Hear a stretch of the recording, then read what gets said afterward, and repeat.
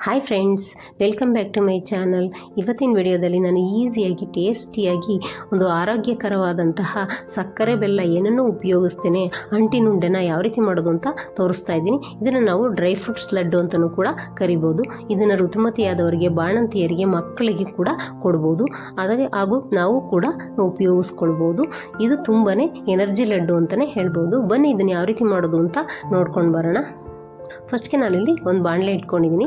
ಅದಕ್ಕೆ 1 ಸ್ಪೂನಷ್ಟು ತುಪ್ಪನ ಹಾಕ್ಕೊಳ್ತಾ ಇದ್ದೀನಿ. ತುಪ್ಪ ಸ್ವಲ್ಪ ಚೆನ್ನಾಗಿ ಕರಗಿ ಸ್ವಲ್ಪ ಬಿಸಿಯಾದ ನಂತರ ನಾನು ಅದಕ್ಕೆ 2 ಸ್ಪೂನಷ್ಟು ಅಂಟನ್ನು ಹಾಕ್ಕೊಳ್ತಾ ಇದ್ದೀನಿ. ಅಂದರೆ ಗೋಂದ್ ಅಂತ ಹೇಳ್ತಾರೆ ಇದಕ್ಕೆ. ಇದನ್ನು ನಾವು ಜನರಲ್ ಸ್ಟೋರಲ್ಲಿ ಕೇಳಿದ್ರೆ ಕೊಡ್ತಾರೆ. ಅಂಟನ್ನು ಕೊಡಿ ಅಂದರೆ ಫುಡ್ಡು ಅಂಟು ಅಂತಲೇ ನಾವು ಕೇಳಬೇಕು ಇದಕ್ಕೆ.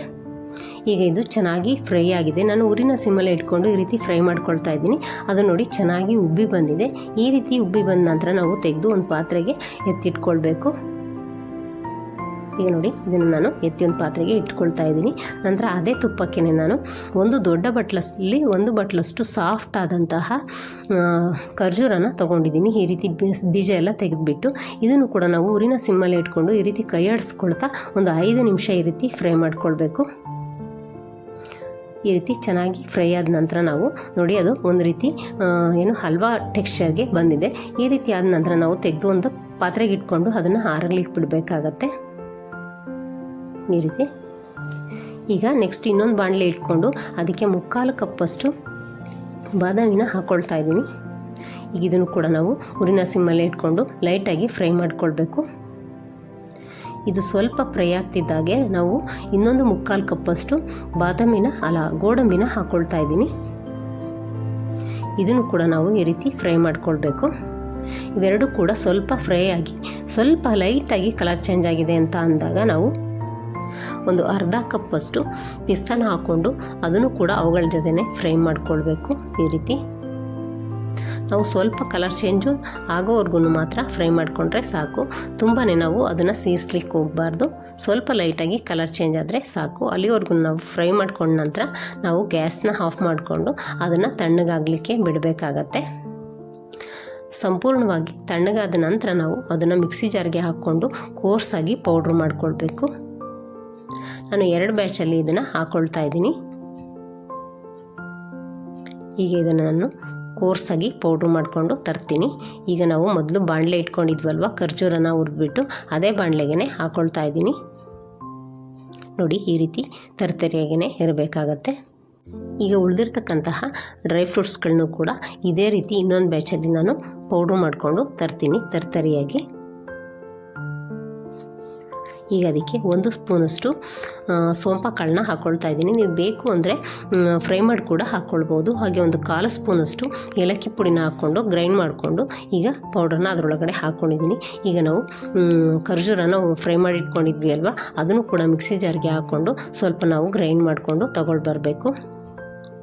ಈಗ ನೋಡಿ ಅದನ್ನು ನಾನು ಗ್ರೈಂಡ್ ಮಾಡಿಕೊಂಡು ತಂದಿದ್ದೀನಿ ಖರ್ಜೂರನೂ ಕೂಡ.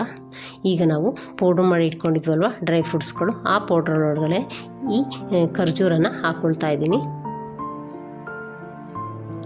ಈ ರೀತಿ ನಾವು ಹಾಕ್ಕೊಂಡು ಚೆನ್ನಾಗಿ ನಾವು ಮಿಕ್ಸ್ ಮಾಡಿಕೊಳ್ಬೇಕು. ಚೆನ್ನಾಗಿ ಎಲ್ಲವೂ ಕೂಡ ಬೆರೆಯೋ ರೀತಿ ನಾವು ಕಲಿಸ್ಕೊಳ್ಬೇಕಾಗತ್ತೆ. ಈ ರೀತಿ ನಾವು ಈ ರೀತಿ ಚೆನ್ನಾಗಿ ಮಿಕ್ಸ್ ಮಾಡಿಕೊಳ್ಬೇಕು. ಒಂದಕ್ಕೊಂದು ಬೆರೆಯೋ ರೀತಿ ನಾವು ಸ್ವಲ್ಪ ಮಿಕ್ಸ್ ಮಾಡ್ಕೊಳ್ಬೇಕಾಗತ್ತೆ. ಇದನ್ನು ಮಿಕ್ಸ್ ಮಾಡಲಿಕ್ಕೆ ಸ್ವಲ್ಪ ಟೈಮ್ ಹಿಡಿಯುತ್ತೆ.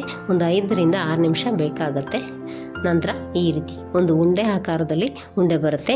ನಾವು ಇದಕ್ಕೆ ಸಕ್ಕರೆ ಮತ್ತು ಬೆಲ್ಲನ ಉಪಯೋಗಿಸ್ತೇನೆ ಆರೋಗ್ಯಕರವಾದ ಲಡ್ಡುನ ಯಾವ ರೀತಿ ಮಾಡೋದು ಅಂತ ನೋಡ್ಕೊಂಡ್ರಲ್ವ. ನೀವು ಕೂಡ ನಿಮ್ಮ ಮನೆಯಲ್ಲಿ ಮಾಡಿಕೊಂಡು ಯಾವ ರೀತಿ ಬಂತು ಅಂತ ನನಗೆ ಕಮೆಂಟಲ್ಲಿ ತಿಳಿಸಿ. ನೀವಿನ್ನು ನಮ್ಮ ಚಾನಲ್ಗೆ ಹೊಸಬ್ರಾಗಿದ್ದರೆ ನಮ್ಮ ಚಾನಲ್ನ ಸಬ್ಸ್ಕ್ರೈಬ್ ಮಾಡ್ಕೊಳ್ಳಿ. ಹಾಗೆ ವಿಡಿಯೋ ಇಷ್ಟ ಆದರೆ ಲೈಕ್ ಮಾಡಿ, ಶೇರ್ ಮಾಡಿ. ಹೀಗೆ ನಮ್ಮ ಚಾನಲ್ನ ಸಪೋರ್ಟ್ ಮಾಡ್ತಾಯಿರಿ. ನೀವು ನಮ್ಮ ಚಾನಲ್ನ ಸಬ್ಸ್ಕ್ರೈಬ್ ಮಾಡ್ಕೊಳ್ಳೋದ್ರಿಂದ ನಾನು ಹಾಕ್ತಕ್ಕಂತಹ ಹೊಸ ವಿಡಿಯೋಗಳು ಮತ್ತು ಈಸಿ ರೆಸಿಪಿಗಳನ್ನ ನೀವೇ ಮೊದಲು ನೋಡ್ಬೋದು. ನೋಡಿ ಸೂಪರ್ ಆಗಿರ್ತಕ್ಕಂತಹ ಅಂಟಿನುಂಡೆ ಅಥವಾ ಡ್ರೈ ಫ್ರೂಟ್ಸ್ ಲಡ್ಡು ರೆಡಿಯಾಗಿದೆ.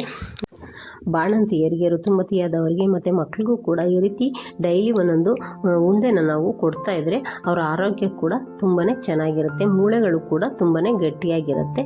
ನೋಡಿ ನಾವು ಕೂಡ ಇದನ್ನು ಡೈಲಿ ಒಂದೊಂದು ಉಂಡೆ ತಿಂತಾಯಿದ್ರೆ ನಮ್ಮ ಆರೋಗ್ಯ ಕೂಡ ತುಂಬಾ ಚೆನ್ನಾಗಿರುತ್ತೆ. ನೋಡಿ ಎಷ್ಟು ಸಖತ್ತಾಗಿ ಬಂದಿದೆ ಅಂತ ಡ್ರೈ ಫ್ರೂಟ್ಸ್ ಲಡ್ಡು.